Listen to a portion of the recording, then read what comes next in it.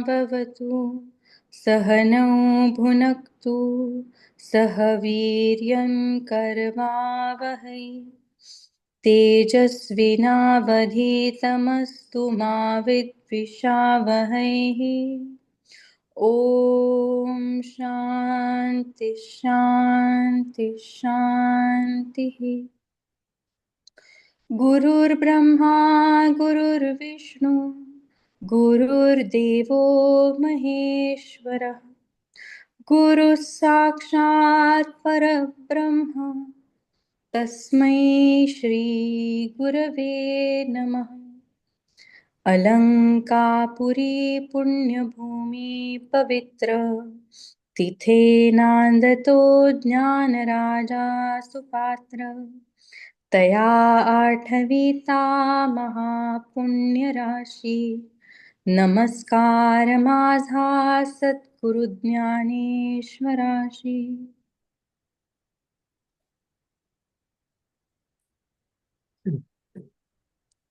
नमस्कार मंडळी. आपण 13व्या अध्यायात आहोत आणि मागचा गोषवारा कोण वाचणार? मीच वाचणार आहे. हो गुड. चला, तुला ऐकायला मिळालं का? मागच्या वेळी होतीस का तू? हो मी होते मागच्या वेळी. वाचते. श्रीकृष्ण अर्जुनाला सांगत आहेत की ज्ञानी पुरुष या जन्माचा उपयोग पुढचे जन्म कसे चुकू शकू यासाठी करतो. या जन्मात ज्ञानप्राप्तीची खटपट तारुण्यातच चालू करतो. त्याला पूर्ण जाणीव असते की आपलं हे शरीर, मन आणि बुद्धी तारुण्यात जसे छान चालतात तसे म्हातारपणी मोडकळीस येणार आहेत. त्यामुळे ज्ञानाची खटपट नंतरसाठी सोडून चालणार नाही. डायबिटीस नाहीये म्हणून आत्ता हवं तेवढं वेडवाकडं खाऊ, रोग झाल्यावर नीट वागू, हे जसं चुकीचं आहे तसेच तो ओळखतो की तारुण्य हे विषयांचा भोग घेण्यात घालवलं तर जन्म व्यर्थ जाईल, पुन्हा पुन्हा जन्म घेण्याची वेळ येईल. म्हणून तो मुमुक्षू म्हातारपणाचे कायम स्मरण ठेवून आजच कामाला लागतो. तो आपल्या तरुण त्वचेचा, मासोळी डोळ्यांचा, सरळ नाकाचा, काळ्याभोर केसांचा, मोत्यासारख्या दातांचा आणि मजबूत बाहूंचा अहंकार न बाळगता जाणतो की काहीच वर्षात हे सर्व खराब होणार आहे. ज्ञानेश्वरांनी अलंकारिक भाषेत म्हातारपणाचं वर्णन केलं आहे. डोळ्यासमोर एक मरायला टेकलेला आणि मृत्यूची वाट पाहत बसलेला म्हातारा येतो. अशा अवस्थेत तीर्थक्षेत्रांना कसं जाता येईल? शरीर कमजोर आणि रोगिष्ट असताना कर्मयोगाने अंतःकरण शुद्धी करणं महाकठीण होईल. बुद्धी बोथट झालेली असताना सांख्ययोगाचे गौप्य कसे कळेल? आणि आपण किती जगणार आहोत हे तरी कोणी सांगितलंय? हा सर्व विचार करून तारुण्यातला वेळ विषयांवर वाया न घालवता हा मुमुक्षू इंद्रियांचा निग्रह करतो. 9व्या श्लोकात चित्ताचे समत्व हा ज्ञानी माणसाचा गुण सांगितलाय. ज्ञानी माणसाला आपल्या घरावर, पोराबाळांवरही ममत्व नाही. इथे माऊलींनी प्रवासाचे उदाहरण दिले आहे. प्रवास करताना एखाद्या झाडाच्या सावलीत आपण बसलो तर त्या सावलीवर आपण हक्क गाजवत नाही. तसंच ज्ञानी पुरुषाला आपल्या घराबद्दल वाटतं. आपल्या पोराबाळांबद्दलही तो अनासक्त असतो. सूर्य जसा सकाळ, दुपार, संध्याकाळ या तिन्ही वेळा एकसारखाच असतो, तसंच सुख दुःख या प्रसंगी ज्ञानी पुरुष एकसारखाच असतो. त्याने जाणीवपूर्वक प्रतिज्ञा घेतलेली असते की आत्मज्ञानापुढे दुसरं काहीच चांगलं नाही आणि त्याचे अंतःकरण ब्रह्मापाशी जखडून राहिलेले असते. तो ब्रह्माशी एकरूप होऊनही त्याचेच भजन करतो. डोंगरातल्या गुहेत किंवा सरोवराजवळ एकांतात राहणं त्याला आवडतं. लोकांचा त्याला कंटाळा आलेला असतो. त्याने जाणीवपूर्वक अध्यात्म मार्ग निवडलेला असतो. आत्मज्ञान सोडून इतर स्वर्ग किंवा संसाराची सर्व ज्ञान भ्रांती आहेत आणि आत्मज्ञान हे एकच खरं ज्ञान असा नीट विचार करून मग तो दृढ निश्चय करतो. आणि अशा पुरुषाचे मन जेव्हा ज्ञानाच्या ठिकाणी स्थिर होते तेव्हा तो ज्ञान होतो असे माऊली म्हणतात. त्याची बुद्धी परमात्म्याशी एकरूप होते. त्यांनी आंधळ्या माणसाचे उदाहरण देऊन सांगितलंय की आंधळ्याकडे दिवा दिला तर त्याचा त्याला काही उपयोग नाही. तसंच ज्ञानाविषयी समजूत पटली असूनही बुद्धी शुद्ध नसेल तर परमात्म्याचे दर्शन होणार नाही. पण ज्याची बुद्धी शुद्ध असेल तो थेट परमात्म्याशी एकरूप होतो. तोच ज्ञानी आणि तोच ज्ञान आहे. हे ज्ञानी पुरुषाचे वर्णन ऐकून श्रोते संतुष्ट झाले. तसं म्हटलं तर आतापर्यंत बरेचदा वेगवेगळ्या पद्धतीने स्थितप्रज्ञाची वर्णनं श्रीकृष्णाने आणि ज्ञानेश्वरांनी केली आहेत. तरी ते ऐकायला दरवेळी छानच वाटतं. ते वर्णन संपू नये असंच श्रोत्यांना वाटतं. इथे झालं. ते संपलं. Very good. छान सांगितलं सगळे, स्वतःच्या शब्दात सांगितलं. ज्ञानापासून पुढे काय करायचं, म्हणजे ज्ञान हे सगळ्यात महत्वाचं आहे आणि ज्ञानी व्यक्तीचं आतापर्यंत आपल्याला सांगितलं. आता याच्या पुढे ज्ञानेश्वर महाराज आपल्याला अज्ञान म्हणजे काय असतं म्हणजे ते पुढे सांगणार आहे. तर आपण सुरू करू. आता 646 तिथपासून सुरू करायचं. आणि एका ह्याच्यात त्यांनी छान सांगितलं की तुम्हाला आता ज्ञानी माणसाची सगळी लक्षणं सांगितली. आता अज्ञानी माणसाची म्हणायची तर सगळं उलट केलं की झालं. अशी एक त्यांची ओवी आहे. मला श्लोक 11 वाचायचा आहे. हो, पण ओके, श्लोकही वाचलं तरी हरकत नाही, कारण तो खूप मागे गेला मला वाटतं. श्लोक वाचून झालाय. त्या श्लोकावर भरपूर ओव्या आहेत, त्यामुळे अच्छा अच्छा, आपण म्हणजे त्या ओव्याच फक्त वाचायच्या. ओव्यांपासूनच सुरू करणार आहोत. ओके, ओव्यांपासूनच कळलं नंतर मला आता. ओके ओके, साडे काय हरकत नाही. 600 ओव्या वाचून झाले त्याच्यावर. ओके, तर आता यानंतर तू आपल्या व्याख्यानात बुद्धीचा चांगला विकास करून श्लोकातील पदांचे यथार्थ निरूपण कर. या संतांच्या आज्ञेबरोबर महाराज, माझाही हेतू असाच आहे, असे निवृत्तीचे दास ज्ञानदेव यांनी म्हटले. आणखी महाराज, मला तुमचाही तसाच हुकूम झाला तर आता मी व्यर्थ बोलणे वाढू देत नाही. याप्रमाणे ज्ञानाची ही 18 लक्षणे श्रीकृष्णांनी अर्जुनास सांगितली. ऐका. यानंतर या लक्षणावरून ज्ञान ओळखावे हे माझे स्वतःचे मत आहे आणि सर्व ज्ञानीही असेच म्हणतात, असे श्रीकृष्ण म्हणाले. तळहातावर डोलत असलेला आवळा जसा सर्व अंगांनी पूर्णपणे दिसतो, त्याप्रमाणे आम्ही तुला डोळ्यांनी स्पष्ट दिसेल असे ज्ञान दाखवले. यानंतर विशाल बुद्धीच्या अर्जुना, अज्ञान असे जे म्हणतात तेही स्पष्ट लक्षणांनी सांगतो. अर्जुना, सहज विचार करून पाहिले तर ज्ञान स्पष्ट झाल्यावर अज्ञान जाणता येईल, कारण की जे ज्ञान नाही ते आपोआपच निराळे न सांगता अज्ञानच आहे. अर्जुना, असे पहा की ज्याप्रमाणे सर्व दिवस संपल्यावर मग रात्रीची पाळी असते, याशिवाय तिसरे काही नसते, त्याप्रमाणे जिथे ज्ञान नाही तेच अज्ञान समज. तरी पण मी काही काही लक्षणे सांगतो. तरी जो प्रतिष्ठेकरता जगतो, जो मानाची वाट पाहतो आणि ज्याला सत्काराने संतोष होतो, पर्वताची शिखरे जशी खाली लवत नाहीत, तसा जो गर्वाने मोठेपणावरून खाली येत नाही, त्याच्या ठिकाणी पुरे अज्ञान आहे असे समज. आणि पिंपळाची मुंज केली म्हणजे त्या पिंपळाला जशी मुंज म्हणजे मोळाची दोरी सर्वांना उघड दिसेल अशी बांधतात, त्याप्रमाणे जो आपण केलेल्या स्वधर्माची मुंज आपल्या वाचारूपी पिंपळाला बांधतो, अथवा जसे देवळात सर्वांना उघड दिसेल असे मोर्चेल जाणून बुजून ठेवलेले असते, विद्येचा पसारा घालतो, केलेल्या पुण्यकर्मांची दवंडी पिटतो आणि जेवढे काही करतो तेवढ्याचा मोर्चा कीर्तीकडे असतो, स्वतःच्या अंगाला भस्म गंध वगैरे लोकांना दिसेल अशा तऱ्हेने फासतो व लोक याची पूज्य म्हणून पूजा करीत असता हा त्यास फसवीत राहतो, तो अज्ञानाची खाण आहे असे समज. आणि ज्याप्रमाणे रानास वणवा लागला म्हणजे वृक्ष प्राणी वगैरे सर्व पदार्थ जळतात, त्याप्रमाणे त्याच्या वागणुकीने सर्व जगास दुःख होते आणि तो सहज जे जे बोलेल ते भाल्यापेक्षा जास्त तीक्ष्ण टोचते व जो संकल्पाने विषापेक्षा जास्त घात करणारा असतो आणि ज्याचे जगणे हिंसेचे घरच असते, त्याच्याजवळ फार अज्ञान आहे. इतकेच नव्हे, तो अज्ञानाचा खजिना आहे. जसा भाता फुंकल्याने फुगतो आणि त्यातील वारा सोडल्याने तो लागलीच रिकामा पडतो, त्याप्रमाणे जो इच्छित वस्तूच्या लाभाने अथवा हानीने हर्षित होतो अथवा दुःखी होतो, वाऱ्याच्या भोवऱ्यात धूळ सापडली असता ती जशी वर आकाशाकडे चढते, तसा स्तुतीच्या वेळी जो आनंदाने चढून जातो, जराशी निंदा ऐकली की कपाळ धरून राहतो, व जसा चिखल पाण्याच्या एका थेंबाने विरघळतो व थोड्याशा वाऱ्याने तो वाळतो, त्याप्रमाणे मानाने व अपमानाने ज्याची स्थिती होते व ज्याला कोणत्याही विकाराचा वेग सहन होत नाही, त्याच्या ठिकाणी पूर्ण अज्ञान आहे.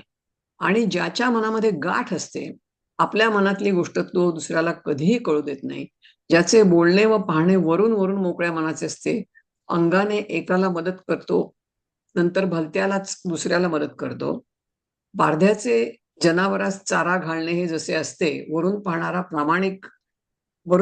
प्रामाणिक व सरळपणाचे दिसते, पण त्याच्या मनात घात करण्याचा हेतू असतो, त्याप्रमाणे ज्याचे दुसऱ्यास पोसणे अथवा सांभाळणे सरळ असते, पण ते केवळ त्या पोसले जाणाऱ्या माणसाच्या घाताकरिताच असते, व जो चांगल्या माणसाची अंतःकरणे बिघडवतो, शेवाळाने आच्छादिलेली गारगोटी जशी वरून सुंदर दिसते, अथवा पिकलेली लिंबोळी जशी वरून सुंदर दिसते परंतु आत कडू असते, तसे ज्याचे बाह्य आचरण दिसण्यात चांगले असते, त्याच्या ठिकाणी अज्ञान ठेवलेले आहे असे समज, यात अन्यथा नाही हे खरे मान. आणि गुरुकुळाची ज्याला लाज वाटते, जो गुरुभक्तीला कंटाळतो व गुरुपासून विद्या शिकून गुरुवरच उलटतो, त्या अभक्ताचे नाव घेणे हे ब्राह्मणाच्या जिभेला शूद्राच्या अन्नाच्या स्पर्शाप्रमाणे म्हणजे पाप करण्यासारखे आहे. पण काय करावे, अज्ञानाची ही लक्षणे सांगताना त्या अभक्ताचे नाव घेणे भाग पडले. म्हणून आता गुरुच्या भक्ताचे नामस्मरण करू व त्या योगाने वाचेस प्रायश्चित्त देऊ. गुरुभक्ताचे नाव म्हणजे जणू काय सूर्यच आहे असे समजा. एवढ्याने म्हणजे गुरुभक्ताचे नाव घेतल्याने ती वाचा गुरुविषयी मात्रागमनी असणाऱ्यांचे नाव घेण्याच्या पापाचा जो हीनपणा झाला तो घालवेल. गुरुभक्ताच्या नावाचा उच्चार येथपर्यंत अभक्ताच्या नामोच्चारणाचे भय म्हणजे दोष हरण करतो. मग आणखी अज्ञानाची चिन्हे ऐक असे देव म्हणाले. तरी जो शरीराने मला झालं माझं 676 पर्यंत होतं ना. राईट, झालं माझं. ओके, ओव्या वाचायच्या ना. हो ओके. 646 पासून ते खूप असं उलट सुलट जरा हे झालं नाही. त्यांनी बिचाऱ्यांनी सगळं करून ठेवलंय, आपण तेवढ्यात त्याच्यात हे करतोय, पुढे मागे झालंय ते. नाहीतर आपण असं करू की रेग्युलरच पुस्तक पुढच्या वेळ मोठ्या 18व्या अध्यायात आपण रेग्युलरच पुस्तक बघू. आता तर पुष्कळ झालं. मला 46 ला जायचंय नाही का. 646 ते 676 असं मला दिलंय. हो,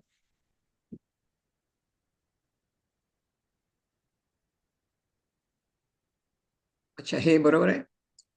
तरी आता ययावरी प्रज्ञेचा माजू धरी पदे साच करे निरूपणी, या संत वाक्या सरिसे म्हणितले निवृत्ती दासे, माझेही जी ऐसे मनोगत, यावरी आता तुम्ही आज्ञा पिला स्वामी, वाया वाग्मी वाढो नेदी, एवं ये अवधारा ज्ञान लक्षणे 18 श्रीकृष्णे धनुर्धरा निरूपिली.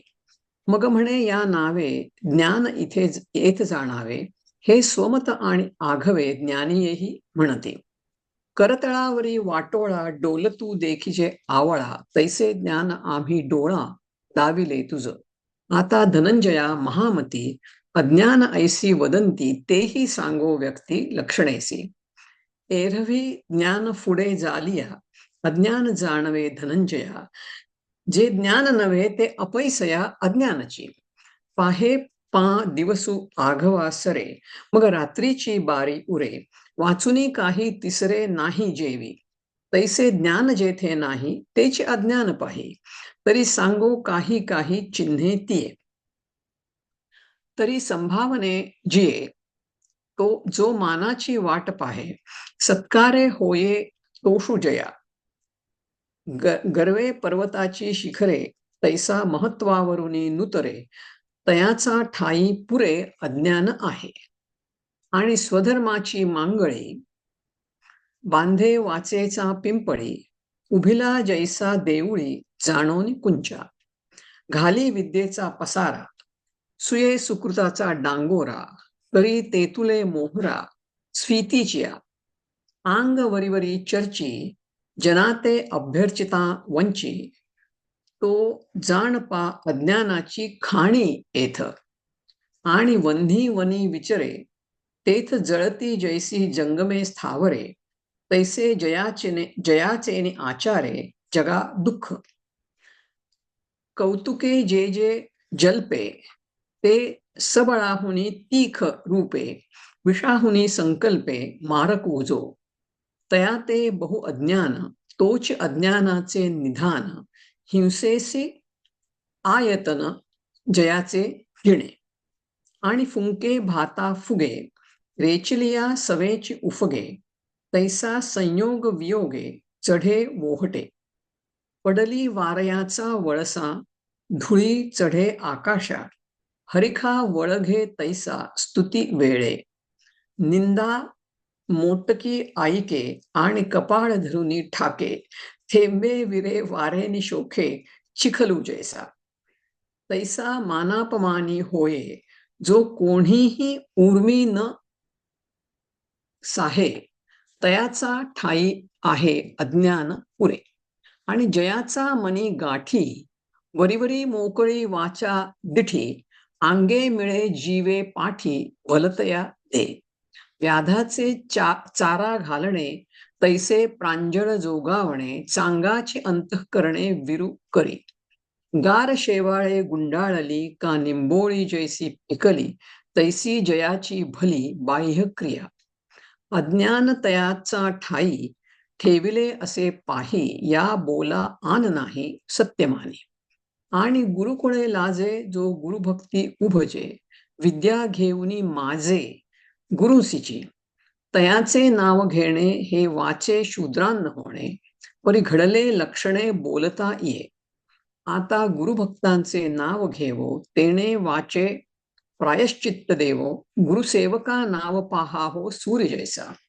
येतुलेनी पांगू पापाचा निस्तरेल हे वाचा जो गुरु तल्पगाचा नामी जाला. हा ठायवरी तया नावाचे भय हरी मग म्हणे अवधारी आणि केजे चिन्हे.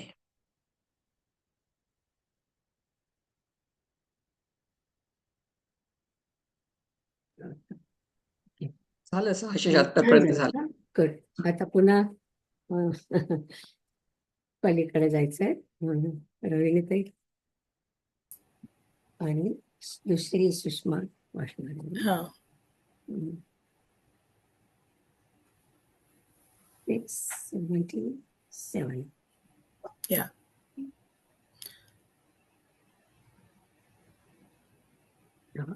थँक्यू. तरी जो शरीराने कर्म करण्याविषयी आळशी असतो ज्याचे मन विकल्पाने भरलेले असते तो म्हणजे रानातील त्याज म्हणून टाकलेला आडच होय.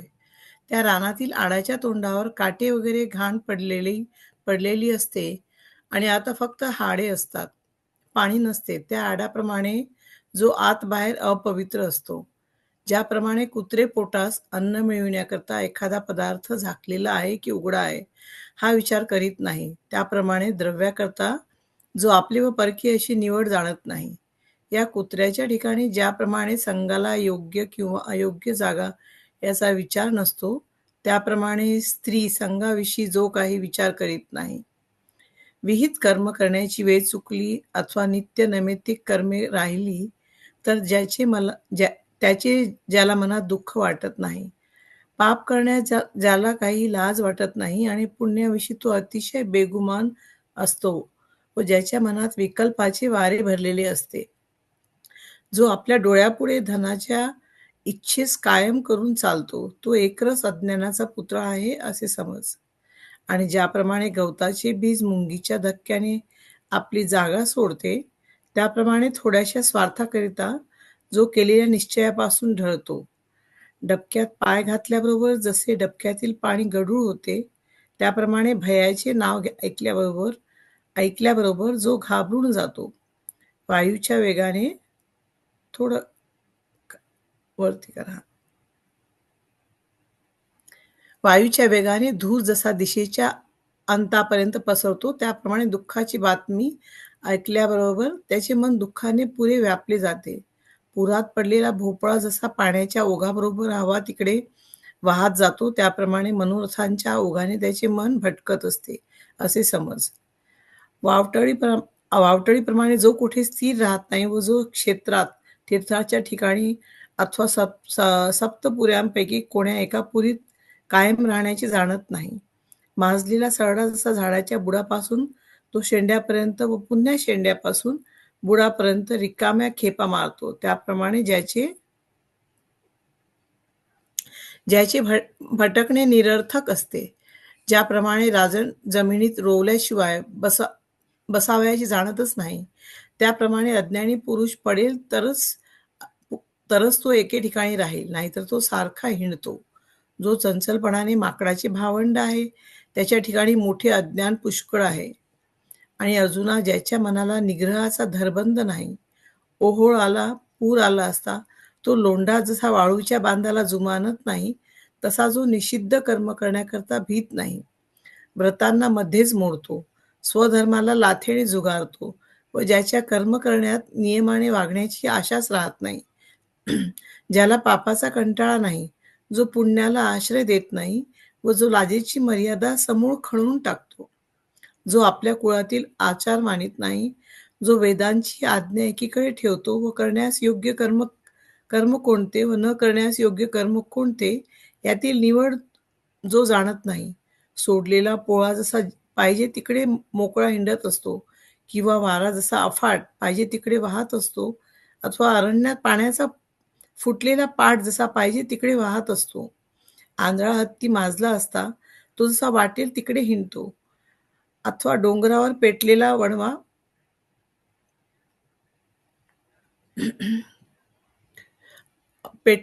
वणवा जसा वाटेल तिकडे चेतत जातो, त्याप्रमाणे ज्याचे चित्त विषयांच्या ठिकाणी वाटेल तिकडे भटकत असते, पण उघड्यावर काय काय पडत नाही. मोकळे सुटलेले जनावर कोणास सापडत नाही, गावच्या वेशीचा उंबरा कोण ओलांडीत नाही. त्याप्रमाणे सत्रातील अन्न असते, ते वाटेल त्याला मिळते, किंवा सामान्य मनुष्यास एखादा अधिकार प्राप्त झाला असता तो काय करणार नाही, अथवा वेशीच्या उंबराच्या आत कोण प्रवेश करणार नाही. त्याचप्रमाणे ज्याचे अंतःकरण असते, म्हणजे वरील उदाहरणाप्रमाणे जे बऱ्या वाईट कल्पनांनी व्यापले जाते, त्या पुरुषाच्या ठिकाणी अज्ञानाची पूर्ण भरभराट आहे.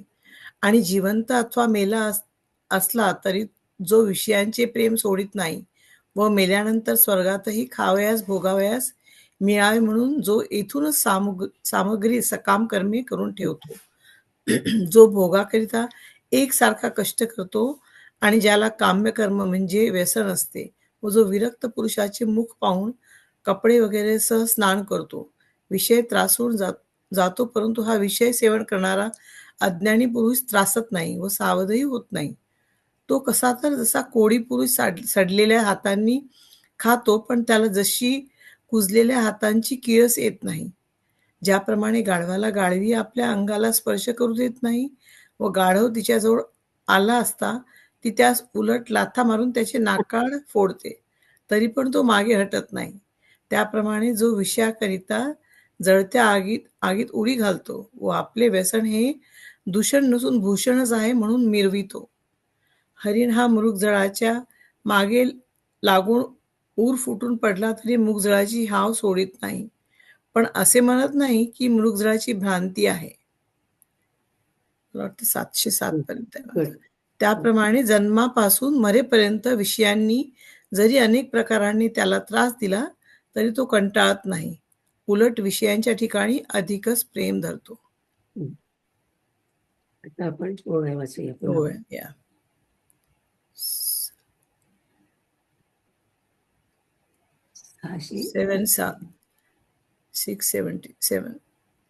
77.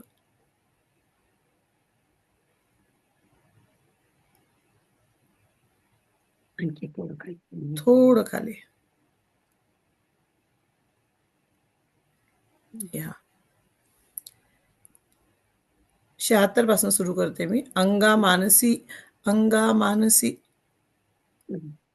अंगा मनासी रुची यावे एतुलेनी कृपा कृत्याकृत्य नाठवे. जो करणे याची निनावे भलतेची करी.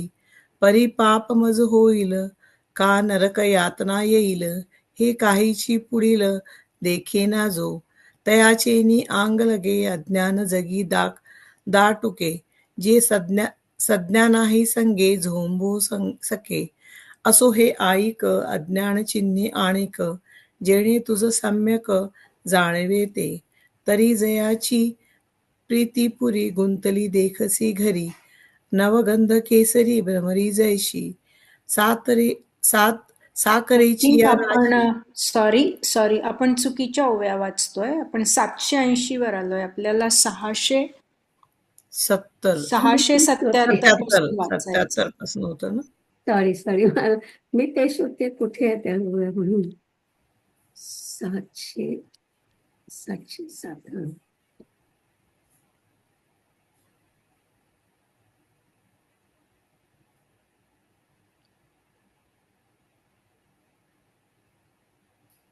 राईट, बरोबर आहे. तिथपासून वाचा. हे तरी 76 पासून ना. 76. बरोबर. तरी आंगे कर्मे ढिला जो म्हणे विकल्पे भरला. अडवीचा अवघडला कुहा जैसा. तया तोंडी काठी मडे आतून नुसती हाडे. असुची तेणे पाळे सबाह्य जो. जैसे पोटा लागी सुणे उघडे झाकले. न म्हणे तैसे आपुले परवे नेणे द्रव्या लागी. या ग्रामकुलाचा ठाई जैसा मिळणे ठावो अठावो नाही. तैसा स्त्रीविषयी काही विचारिना. कर्माचा वेळू चुके का नित्य नैमित्तिक ठाके. ते जयान दुखे जीवा माझी. पापी जो निसुगू पुण्याविषयी अति निलागू. जयाचा मनी वेगू विकल्पाचा. तो जाण निखळा अज्ञानाचा पुत्रा. जो बांधूनी असे डोळा वित्ता शेते. आणि स्वार्थी अणुमाळे जय धैर्यापासून चळे. दैसे तृणबीज ढळे मुंगी येचिनी. पाऊस सुदलिया सवे जैसे थिल्लर कालवे. तैसा भयाचेनी नावे गजबजे जो. वायूचेनी सावाये धू दिगंतवरी आये. दुःख वार्ता होय तैसा जया. मनोरथांचिया धारसा वाहणे जयाचिया माणसा. पुरी पडिला जैसा दुधिया पाही. वाऊ धाणीचिया परी जो आश्रो केहीची न धरी. क्षेत्री तीर्थीपुरी थारो नेणे. थोडं वरती करा.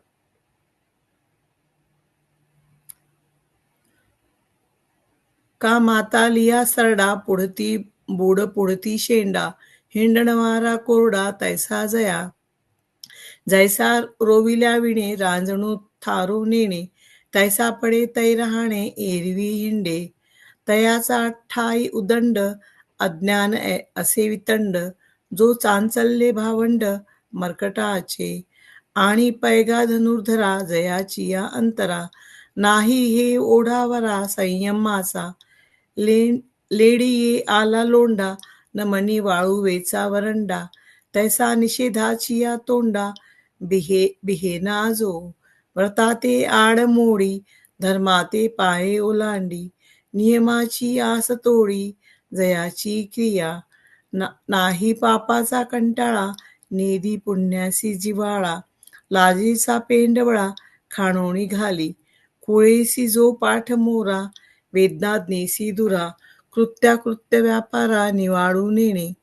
पसो जैसा मोकाटू वारा जैसा फाटू. फुटलाय जैसा पाटू निरंजनी. आंधळे हातिरू मातले डोंगरी जैसे पेटले. तैसे विषयी सुटले चित्त जयाचे. पै उबडा काही न पडे मुकाटू कोणा नातुडे. ग्रामद्वारीचे आडे नोलांडी कोण. जैसे सत्री अन्न झाले की सामान्या बिख आले, वाणसियेचे उभले, कोण न रिघे. तैसे जयाचे अंतकरण, तयाचा ठाई संपूर्ण. अज्ञानाची जाण वृद्धी आहे, आणि विषयांची गोडी, जो जितू मेलान संडी.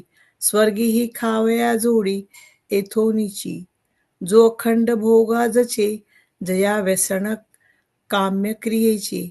मुख देखोनी विरक्तांचे, सचेल करी. विशो विशोषिशोणी जाये, परिणशिणे सावधू नोहे. कुहिला हाती खाये, कोळी जैसा. खरी टेकोनी दी उडे, लातोनी फोडी नाकाळे. तरी जेवी न कडे, मागोता खरू. तैसा जो विषया लागी उडी घाली, जळतीये आगी. व्यसनांची आंगी, लेणी मिरवी. फुटोणी पडे तव, मृग वाढवी हाव. परिण म्हणे ते माव, रोहिणीची. मला वाटतं यानंतर हम्म. बरोबर आहे. तिथेच थांबायचं. थँक्स. तुमच्यापैकी कोणी मला वाटतं काही लोक अजून नोकरी करतात ना, म्हणजे क्रांती काही लोक अजून काम करतात ना. किती लोक अजून जॉब करतात? मला माहिती आहे बरेपैकी लोक. सुषमा आणि हो हं, हं. तर आता आपण जे वाचलं ना त्याच्यामधला एक प्रश्न मला आठवला. आपल्या इथलाच वर्जिनियाचाच एक मुलगा, म्हणजे मुलगा असायचा म्हणते की तो जॉब करत होता. म्हणलं की आपल्याला याच्यात सांगितलंय की तुम्ही स्तुती असं लिहिलं तरी की सत्काराची वाट घेऊ नका, किंवा प्रतिष्ठाचा गाजावाजा करू नका, तुमच्या याच्याबद्दल बोलू नका, तुम्ही काय जे काही काम केलं असेल त्याच्याबद्दल. अशी एक ओवी आहे इथे. त्याच्यावरून तो विचारत होता. पण आपण या देशात जिथे राहतो अमेरिकेमध्ये, आणि रोज आपण काम करायला जातो, तेव्हा काम करतो तेव्हा मग आपल्याला ते करावंच लागतं ना. म्हणजे तुम्ही जर का आपलं हे वाजवलं नाही आपलं, तर काय कोणी तुमचं ऐकतच नाही. म्हणून त्याने विचारलं होतं की निर्माते मग आम्ही काय करायला पाहिजे. तर मी म्हटलं आपण दोन गोष्टी वेगळ्या करायला पाहिजे. एक, आपण जिथे हे जे शिकतो आहे ते आपल्या अध्यात्मासाठी शिकतो आहे, आणि आपल्याला जे योग्य वाटेल ते करावं. आता समजा मी काय खूप चांगलं काम केलं असेल, तर त्या कामाचा रिपोर्ट मला नक्कीच माझ्या बॉसला द्यायला पाहिजे, नाही का. म्हणजे असं म्हणता येणार नाही की मी कशाला माझं स्वतःचं कौतुक करून घेऊ म्हणून. ते उद्दिष्ट नाही आहे आपल्याला. जे काय आपण काम केलं त्याच्या आपल्याला क्रेडिट मिळालं पाहिजे कामावरती. आता तुम्ही जर का म्हणजे आपल्या संसारात म्हणाल किंवा आपल्या रोजच्या आयुष्यात म्हणाल, तर तशी आपण हे करू नये, म्हणजे अपेक्षा करू नये. किंवा आता माझ्या काही मैत्रिणी आहेत की त्या सोशल वर्क करतात, आणि मग त्यांचं असं म्हणतात की मी 10 बायकांना मदत केली. आणि म्हणजे मी ज्या संस्थेत काम करत होती तिथे, त्यामुळे मी 10 बायकांना मदत केली, आणि मग त्या बायका माझं इतकं कौतुक करतात. तर हे स्वतःचं डोळे म्हणजे काय म्हणायचं गाळून घेणं झालं. तसं पण करू नये. आता ठीक आहे, आता माझ्याकडे कोणी क्लायंट आले तर त्यांना मी मदत करणार आहे, आणि ते म्हणजे मी ठरवलंच आहे की तसं मदत करायची. मग आता त्याच्याबद्दल मी किती लोकांना मदत केली, मग त्यांचं किती चांगलं आयुष्य झालं, माझ्यामुळे सगळं झालं, असं हे करायचं नाही असं मला म्हणायचंय. पण कामावरती तुम्हाला जे करायचं आहे ते तुम्हाला करावंच लागेल. म्हणजे याच्यावरून असं नाही म्हणतात की आपण जिथे काम करतो तिथे सुद्धा सांगायचं की नाही मी काय आपल्या कामाबद्दल सांगणार नाही. नाही, असा इथे अर्थ नाहीये असं मला वाटतं. आणि मला एक असं वाटतं की जर आपल्याला आनंद झाला, आपण कोणाला मदत केली आणि त्या लोकांनी आपलं कौतुक केलं म्हणून आपल्याला आनंद झाला, हं. तो सांगायला काय हरकत नाही. ती काही प्रौढी नाहीये, नाही का. म्हणजे नाही, पण तो मी तो आनंद किती आपण नुसता लोकांना हं. आपल्याच मनात ठेवायचा. It's very difficult to do. Sometimes you want to just tell somebody, हा, म्हणजे मला असं म्हणायचं की त्याचं मला असं प्रौढी मिळवण्यासारखं नाहीये प्रौढी ते. नाही, हा, प्रौढी नाही. की तुम्ही प्रौढी मानू सांगू नये अजिबात. शकता. आता हं, आता आता मी जसं म्हटलं की मी काही बायकांना हं. मदत केली, केली म्हणजे मला त्याचं चांगलंच वाटतं. पण त्याची आणि अशा दृष्टीने सांगायचं की मी तर 10 लोकांना मदत केली, तू तर 9 लोकांना मदत केली, अशा प्रकारचं असतं ते. हा हा मी हा ते म्हणजे अशी चढावड असतं का म्हणे. राईट राईट हा राईट. असं म्हणजे ते असतं की हम्म. माझं फक्त कौतुक करायचं असं नाही, तुला पण काम खाली बघायचं असं असतं. ते मी किती लोकांना मदत. आणि आपण ज्या बिझनेसमध्ये आहोत, म्हणजे आमचं हेच होतं ना की सगळ्या काय म्हणायचं बायकांना आम्ही मदत करत होतो, तर त्यांना मदत करायचं आपलं काम होतं. आणि जेवढे कोणते क्लायंट येतात त्यांना आपल्याला सगळ्यांना मदत करावी लागते. असं नाही म्हणतात की मी 9 वेळा मी तिथे गेली पोलीस स्टेशनमध्ये आणि तू 10 वेळा गेलीस म्हणजे तुझं खूप जास्त काम आहे किंवा माझं कमी आहे, असं नाही आहे ना. आपल्यावर जे काम पडतं ते आम्ही करतो. एनिवे, त्या मुलाचा प्रश्न असा होता की इथे तसं तर सांगितलं की तुम्ही आपलं कौतुक करून घ्यायचं नाही. तर म्हणून मी त्याला सांगत होते की तू 2 गोष्टी वेगळ्या करायला पाहिजे. आपलं कामाचं जे असतं ते आणि हे आपण जे शिकतोय ते थोडंसं वेगळं आहे. जाऊया पुढे. आय थिंक इथे कामाच्या वर मला वाटतं सेल्फ इव्हॅल्युएशन तुम्हाला ते काय चांगलं केलं काय वाईट केलं ते सांगायलाच लागतं ना. ते इट्स बिकम्स हार्ड. ते तर त्याशिवाय आपल्याला सवय नसते ना परफॉर्मन्स आपल्याबद्दल बोलायची. ते खूपच हार्ड Exactly. होतं मग शिकायला लागतं ते. हो, इथे येऊन आपल्याला ते शिकावं लागतं, खरं आहे. आणि Yes. आपण केलं तरी आपण म्हणतो कसं काय मी काही हम्म. जास्त नाही केलं, अशी एक वृत्ती होती, मग ती सोडावी लागते ती. हो ते पण म्हणजे तुम्ही काय 3च वाक्य लिहिली तेवढंच केलं का असं विचारता इनिशियली. या आपल्याला आता लिहून ठेवावं लागतं. मला तर मी लिहून ठेवते हो खरंच आहे. तेच वर्षभर म्हणून म्हणते की तो वर्षभराचं वेगळा आहे. ज्ञानेश्वर assessment. महाराज आपल्याला असं नाही सांगत आहे. तर जाऊया पुढे. ओके. 708. कोण वाचते? वाचते. माती. त्याप्रमाणे जन्मापासून मरेपर्यंत विषयांनी जरी अनेक प्रकारांनी त्यास त्रास दिला तरी तो कंटाळत नाही. उलट विषयांच्या ठिकाणी अधिकच प्रेम धरतो. पहिल्या प्रथमच्या बाळपणात आई बाबा असे आईबापांचे वेड असते, ते संपते आणि मग तारुण्यात स्त्रीच्या रूपाने तो वेडा होऊन राहतो. पण तारुण्याच्या भरात स्त्री भोगीत असता म्हातारपण येऊ लागते. त्यावेळी ते स्त्रीवरील प्रेम तो मुलाबाळांवर आणून ठेवतो. एखाद्या आंधळ्या मुलास जन्म दिला म्हणजे त्याची आई जशी त्या आपल्या तान्ह्या मुलास विसंबत नाही, तसे तो जो आपल्या मुलाबाळांना धरून राहतो आणि मरतो, परंतु विषयांविषयी त्यास वीट येत नाही. त्याच्या ठिकाणी अज्ञानाला पार नाही असे समज. आता अज्ञानाची आणखी काही लक्षणे सांगतो. तर देहच मी आहे अशा मनाच्या समजुतीवर स्वार होऊन जो कर्म करण्यास आरंभ करतो आणि त्याच्या हातून जे जे काही पूर्ण किंवा अपूर्ण कर्म घडते, त्यामध्ये तो पूर्ण झालेल्या कर्माने गर्वाने फुगतो व अपूर्ण झालेल्या कर्मामुळे खंती करतो. देवीचा देव्हारा डोक्यावर ठेवल्यावर देवर्षी जसा सहज घुमू लागतो, त्याप्रमाणे जो विद्येने व तारुण्याने मस्त होऊन छाती काढून चालतो. तो म्हणतो, जगात काय, तो एक मीच महत्वाचा मनुष्य आहे. माझ्याच घरी सर्व संपत्ती आहे व माझी वागण्याची पद्धत दुसऱ्या कोणाला आहे. माझ्यासारखा कोणी मोठा नाही. प्रसिद्ध असा सर्वज्ञ काय, तो मीच एक आहे. अशा गर्वाने संतुष्ट झालेला ताठ होऊन राहतो. रोग झालेल्या माणसाला विषय दाखवू नयेत. दाखवल्यास जशी त्याची तळमळ होते, त्याप्रमाणे ज्याला लोकांचे चांगले झालेले खपत नाही. परंतु जसा एखादा दिवा वात तेवढी खातो, तेल जाळून टाकतो व जेथे तो ठेवावा तेथे काजळासारखे काळे होते. पाणी शिंपडल्याने तो तडतड करतो. वारा लागला तर विझून जातो. एखाद्या ठिकाणी लागला तर सर्व जाळून टाकतो. एक काडी उरू देत नाही. थोडकासा थोडकासा प्रकाश करतो व तेवढ्यानेच उष्णता वाढवतो. त्या दिव्याप्रमाणे जो विद्वान असतो, म्हणजे ज्याला ज्ञान थोडे असते पण ताठा मोठा असतो, नवज्वर झालेल्या माणसाला औषध म्हणून दूध दिले असता तो नवज्वर जसा वाढतो अथवा सर्पाला दूध पाजले असता ते जसे विष होऊन उलटते, त्याप्रमाणे चांगल्या गुणांविषयी जो मत्सरी असतो, विद्वत्तेचा ज्याला अहंकार असतो आणि तपाने व ज्ञानाने ज्याला अमर्याद गर्व चढतो, अत्यंजाला जसे राज्यावर बसवले म्हणजे तो गर्वाने फुगतो, अथवा अजगराने खांबाचे लाकूड गिळले असता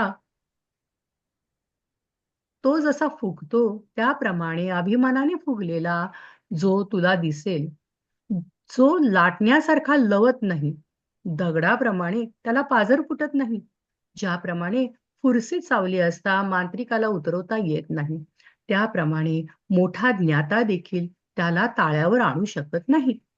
फार काय सांगावे, त्याच्याजवळ अर्जुना अज्ञान वाढत्या प्रमाणात आहे, हे तुला आम्ही निक्षून सांगतो.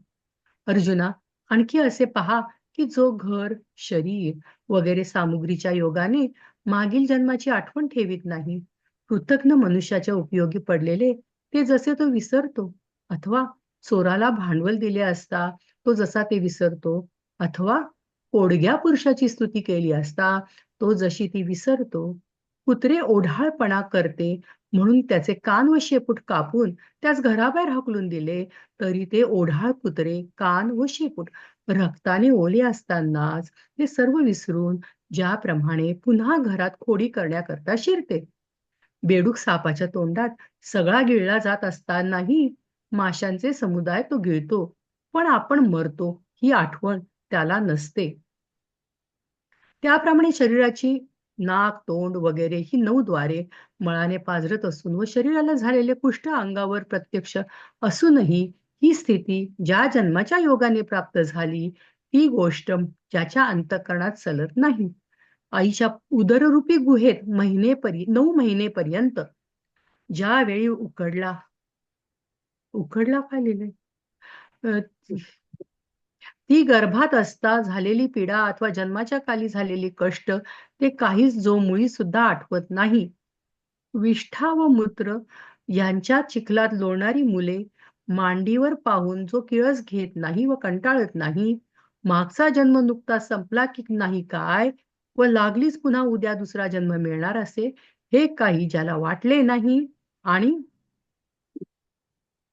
त्याप्रमाणे आयुष्याची भरभराट पाहून ज्याला मरणाची काळजी वाटत नाही, जगण्याचा त्याला इतका विश्वास असतो की येथे एक मृत्यू आहे हे ज्याच्या मनास पटत नाही, डबक्यातला मासा हे पाणी आटणार नाही अशा आशेने जसा खोल डोहाला जात नाही. इतकंच वाचायचंय ना? ते वाक्य मी 738 संपवून टाकू, पण एक आणखी पुढची ओवी घेतली तरी चालेल. पुढे वाचू बरं. कारण ते वाक्य पूर्ण झालं नाही ना, म्हणून अथवा पारध्याच्या गाण्याने भुलून हरणीची नजर जशी पारध्यावर जात नाही, अथवा गळास न पाहता गळास लावलेले आमिष माशाने गिळावे. बस वाचू पुढे. ज्याप्रमाणे ओके दिव्याच्या चकाकीने हम्म.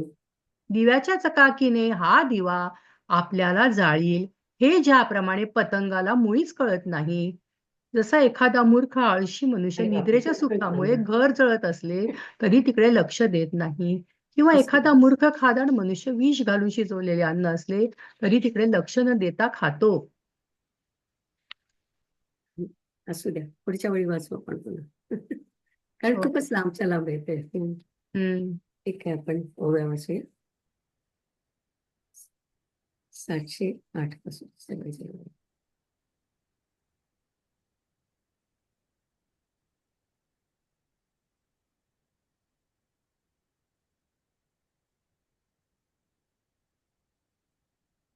तैसा जन्मोनी मृत्यूवरी विषयी त्रासिता बहुती परी, तरीही त्रासू नेघे धरी अधिक प्रेम पाहिलीये बाळदशे, आई बा हेची पिसे, ते सरे मग स्त्री मांसे भुलोनी ठाके, मग स्त्री भोगिता थावो, वृद्धाप्य लागे येवो, तेव्हा तोची प्रेम भावो बाळकासे आणि. आंधळे व्याले जैसे तैसा बाळे परिवसे, परिजी मरे तो न त्रासे विषयांसी जो, जाण तयांचा ठाई अज्ञानासी पारू नाही आता. आणखी काही चिन्हे सांगो तरी देह हेची आत्मा, ऐसे या जो मनोधर्मा वळघोनिया कर्मा आरंभू करी, आणि उणे का पुरे जे जे काही आचरे, तयाचेनी आविष्कारे कुंथो लागे, डोईये ठेवी लेनी भोजे, देवल विसे जेवी फुंजे, तैसा विद्या वयसा माझे उताणा चाले, म्हणे मीची एकू आथी माझांची घरी संपत्ती, माझी आचरती रीती कोणा आहे, नाही माझेनी पाडे वाढू, मी सर्वज्ञ एकची रूढू, ऐसा गर्व तुष्टी गंडू घेऊनी ठाके, व्याधी लागलिया माणूसा, नये भोग दाऊ जैसा, निके न साहे जो तैसा, पुढीलाचे पै गुणू तेतुला खाय, स्नेह की जाळी तू जाय, जेथ ठेविजे तेथ होय, मसी ऐसे जीवने शिंपिला पिडी, विजीला प्राण सांडी, लागला तरी काडी, उरो नेदी, हळू माळू प्रकाशू करी, तेतुले निची उभारा धरी, तैसिया दीपाची या परी, सुविज्ञू जो औषधाचे नावे अमृते, नवज्वरू जैसा अंबुथे, काय विषची होऊनी परते, सर्पा दूध, तैसा सद्गुणी मत्सरू, व्युत्पत्ती अहंकारू, तपोज्ञाने अपारू, ताठा चढे, अंत्यू राणीवे बैसविला, आरे धारुण गिळला, तैसा गर्वे फुगला देखसी जो लाटणे ऐसा न लवे, पाथरू तेवी न द्रवे, गुणियासी नागवे फोडसे जैसे, किंबहुना तयापासी अज्ञान आहे वाडीसी, हे निकरे गा तुझसी, बोलत असो आणिक पाही धनंजया, जो गृह देह सामग्रिया न देखे कालचेया, जन्माते गा कृतज्ञा उपयोगू केला, का चोरा व्यवहारू दिधला, निसुगू स्तविला, विसरे जैसा ओढाळीता लाविले, ते तैसेच कान पूस बोले, की पुढती ओढाळू आले, सुणे जैसे बेडूक सापांचा तोंडी, जातसे सुबुड बुंडी, तो मक्षिकांची या कोंडी, स्मरेना काही, तैसी नवही द्वारे स्रवती, अंगी देहाची लुती जिती, जेणे झाली ते चित्ती, सलेना जया, मातृको दर कुहरी, सुनी विष्ठेंचा दाथरी, जठरी नवमासवरी, उकडला जई, तै गर्भीची व्यथा, काजे झाले उपजता, ते काहीची सर्वथा, नाठवी जो मलमूत्र पंखी, लोळते बाळ अंकी, ते देखून जो न थुंकी, त्रासू नेघे, कालचे ना जन्म गेले, पाहेची पुढती आले, हे ऐसे काही वाटले नाही जया, आणि पैतयाची परी, जीविताची फरारी,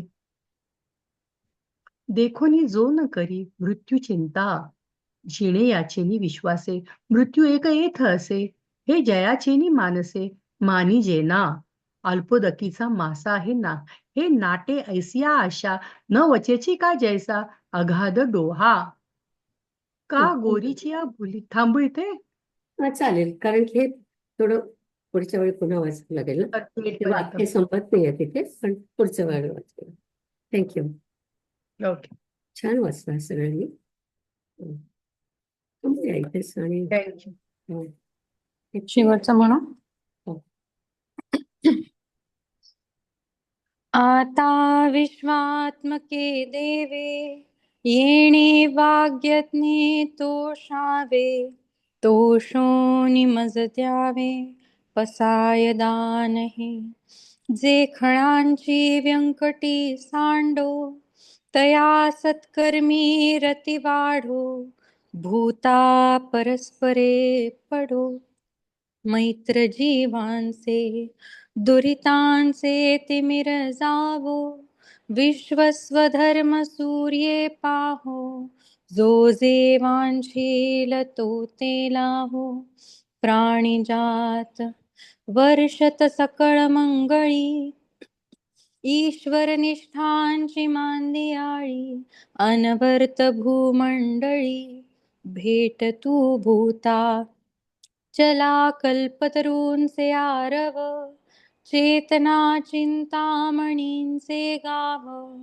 बोलते जे अर्णव पियुषांचे, चंद्रमेजे अलांछन, मार्तंडचे तापहीन, ते सर्वाही सदा सज्जन, सोय रे होतू, किंबहुना सर्व सुखी, पूर्ण होवो नितीहि लोकी, भजिजो आदिपुरुषी, अखंडित आणि ग्रंथोपजीविये विशेषी लोकीये दृष्टादृष्ट विजये हो आवेजी येथ म्हणे श्री विश्वेश्वरावो हा होईल दान पसावो येणे बरे ज्ञान देवो सुखिया झाला सुखिया झाला सुखिया झाला. ओम पूर्णमद पूर्णमिदं पूर्णात् पूर्णमुदच्यते पूर्णस्य पूर्णमादाय पूर्णमेवावशिष्यते. ॐ शान्ति शान्ति शान्तिः.